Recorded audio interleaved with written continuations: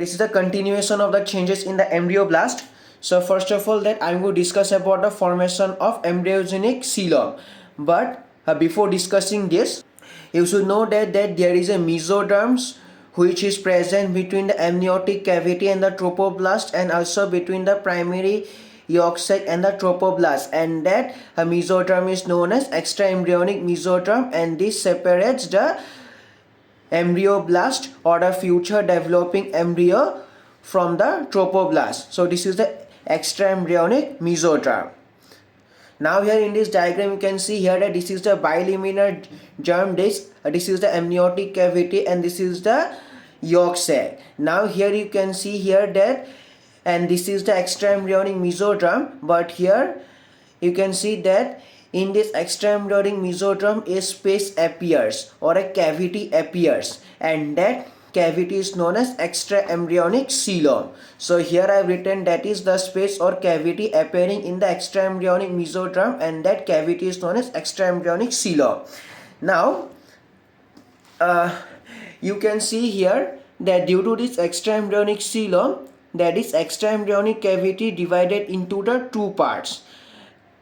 Now, and also before discussing the parts, you can see here that initially that this extraembryonic coelom is only covering or is only over the yolk sac, and that portion of extraembryonic mesoderm which is between the yolk sac and the extraembryonic coelom is known as splanchnopleuric extraembryonic mesoderm, and the remaining portion of the extraembryonic mesoderm which lies outside the amniotic cavity and which lies outside the extraembryonic coelom, and this is known as somatopleuric extraembryonic mesoderm. So that's all I've written. And also basically about the formation, that is initially small cavities form, but all these small cavities join together to form a large extraembryonic coelom, and first this extraembryonic coelom is present only outside the yolk sac, and as a result splanchnopleuric extraembryonic mesoderm and somatopleuric extraembryonic mesoderm form. So this is only a small information. Initially small cavities form in the extraembryonic mesoderm, but they fuse together to form extraembryonic coelom. But the most important thing is the somatopleuric extraembryonic mesoderm. You can see here the portion of extraembryonic mesoderm which lies outside the amniotic cavity and inside the trophoblast. So simple, you can see here that this is the, so here somatopleuric, so here somatopleuric extraembryonic mesoderm, so here it lies outside the amniotic cavity, and here, and this is the trophoblast, and this lies so here inside the trophoblast. So therefore this is known as somatopleuric extraembryonic mesoderm. Now here about a splanchnopleuric extraembryonic mesoderm, the portion of extraembryonic mesoderm which lies outside the yolk sac. So here this is not the primary yolk sac, here this is only yolk sac or lies between the extraembryonic coelom or the yolk sac, and this is known as splanchnopleuric mesoderm. So see, so here that splanchnopleuric extraembryonic mesoderm lies between this yolk sac and the extraembryonic coelom. So that's all. Now here you can see that that this extraembryonic mesoderm, that is which lies only outside the amniotic cavity, in future will form a connection between the trophoblast and this whole developing embryo, and therefore this is known as, so here future connecting stop, and here you will understand more about this in the later part of the lecture. And also you can see here that initially that is extraembryonic coelom is only outside the yolk sac, but slowly it will undergo extension and to cover some some portion or to cover over the amniotic cavity also. So see that in the extraembryonic mesoderm portion where the extraembryonic coelom does not present will lead to the, so here connecting stop formation in future. So see here that I said, so initially you can see that this extraembryonic coelom is only outside the yolk sac, but as I also mentioned, slowly it will undergo extension. So see that initially the extraembryonic coelom is only outside the primary, is only outside the yolk sac, but slowly it extends up to the amniotic cavity. So here I have written now that is the finally you can also see that is the extraembryonic coelom does not completely extend over the amniotic cavity. So see here I have written the extraembryonic coelom does not completely extend over the amniotic cavity, though it undergoes extension.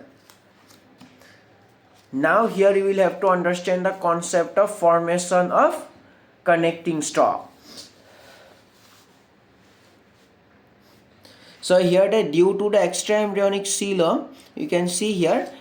So first of all that you can see that due to this extraembryonic coelom, as you already know that this extraembryonic mesoderm divided into two parts, or the extraembryonic coelom so here splits into two parts. But you can see here that in this portion extraembryonic coelom is absent. So as a result that this whole extraembryonic mesoderm so here remains unsplit here. And here, and this unsplit portion of extraembryonic mesoderm will lead to the formation of connecting stalk, basically connection between this developing embryo and this trophoblast, and that portion have returned. So here due to the extraembryonic coelom, the extraembryonic mesoderm divided into two parts. The extraembryonic mesoderm remains unsplit over the amniotic cavity, as the extraembryonic coelom does not extend completely over the amniotic cavity. See. Now as I already mentioned, and the unsplit part forms a connection between a trophoblast and a developing embryo, and this is known as connecting stalk. So see here I have written the unsplit part of extraembryonic mesoderm forms a connection between a trophoblast and the future developing embryo. And here that is, if you want to know what are the components of developing embryo? Amniotic cavity, so here bilaminar germ disc and secondary yolk sac. Now here if you want to know, so here difference between primary yolk sac and secondary yolk sac, simple. So see friends, so here this is the condition before the formation of extraembryonic coelom. So here amniotic cavity, bilaminar germ disc, and this is the primary yolk sac, and this is the extraembryonic mesoderm, and this is the trophoblast.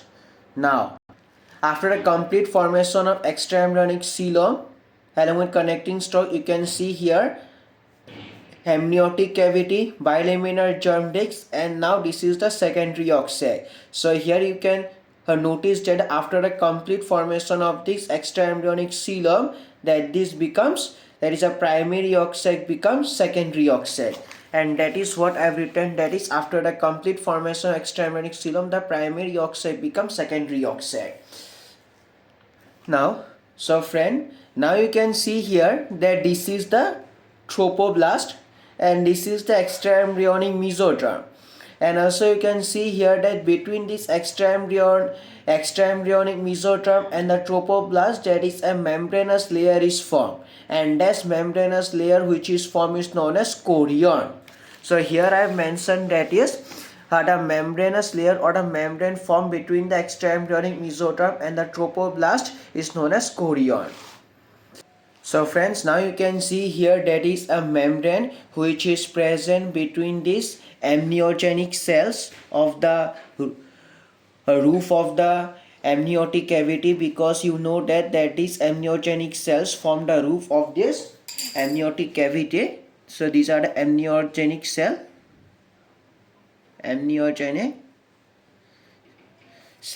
and these are the extraembryonic mesoderm. So a membrane present between these amniogenic cells and the extraembryonic mesoderm, and that membrane is known as amnion. And that portion I have written. The mesoderm formed between the amniogenic cells and the extraembryonic mesoderm, and that membrane, the membrane formed between the amniogenic cells and the extraembryonic mesoderm, and that membrane is known as amnion. Now I want to discuss you about the procaudal plate. So before discussing procaudal plate, so here that this is the condition before the formation of procaudal plate. And here you can see here that before the formation of procaudal plate, in the bilaminar germ disc, you can see here, this is the bilaminar germ disc. You can see here that in this bilaminar germ disc, that is epiblastic cells, all epiblastic cells are columnar, but here that is hypoblastic cells, they are cuboidal in shape. But now you can see here that is at one end that is hypoblastic cells, so here converted from this cuboidal to columnar cells, and then this columnar hypoblastic cells conversion at one end leads to the formation of procaudal plate. And here and at this end, so here basically procaudal plate formation occurs. And now you can see here, now head end and tail end are formed, so therefore craniocaudal axis form, and therefore central axis of embryo form. So therefore, so you can notice that before the formation of procaudal plate, so there is no central axis of embryo, neither any head or tall ends present. But after the formation, so a central axis of embryo made, and here you can also notice head and tail ends present.